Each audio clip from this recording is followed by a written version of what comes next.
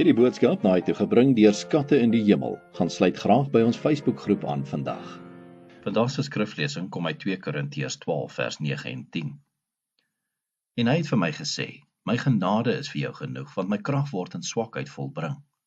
Baie liewer sal ek dus in my swakheid roem, sodat die krag van Christus in my kan woon. Daarom het ek behaag in swakhede, in mishandelinge, in node, in gevolge, in benoudhede om Christus wil. Want as ek swak is, dan is ek sterk."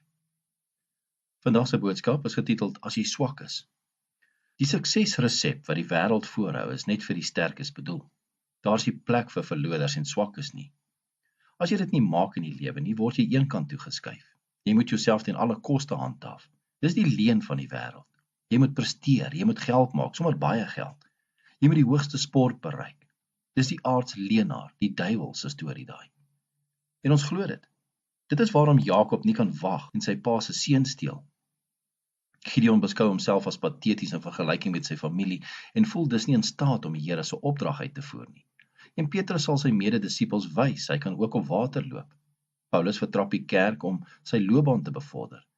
En Petrus, hy lieg en vloek openlik om sy lewe te behou. Tog is dit juis Jakob wat op sy sterfbed toegee dat die Here gewen het. En Petrus wat buitekant bitterlik aan die huil gaan. Gideon word dapper deur die krag van die Here en Paulus skryf later: "As ek swak is, dan is ek sterk." En Jesus leer ons ook: salig is jy as jy weet hoe afhanklik jy van God is. Hy het swak geword sodat God met sy krag in hom woon en werk. Jesus het die Heilige Gees verwerf wat kragtig in ons wil werk. En dit is juis so dat God se genade genoeg is.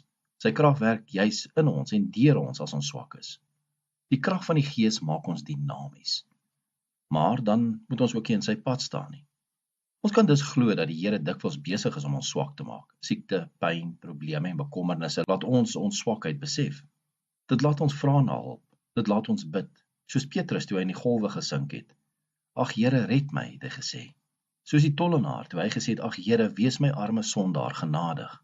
Dan staan ons nie meer in die pad van sy krag nie. Dan laat ons sy Gees in ons werk. Dan kom sy krag in ons tot volle openbaring. Dieselfde krag waardeur Christus uit die dood opgewek is, werk immers ook in ons. So moenie die leuen van ons tyd glo nie. Laat ons eie krag ook nie oorskat nie. En moet in jou swakheid sy goddelike krag nooit onderskat nie. Op die regte tyd sal hy jou uithelp en jy moet hom eer. Kom ons bid saam. Ons hemelse Vader, dankie dat ons tot die besef kom dat ons op ons eie krag nie kan staatmaak nie. Maar deur u krag wat in ons woon, is ons in staat tot baie. Ons bid dit in Jesus se naam. Amen. As jy soortgelyke boodskappe wil ontvang maandag tot Vrydag, sluit aan by ons WhatsApp broadcast groep. Stuur net jou nommer na 072 581 2973.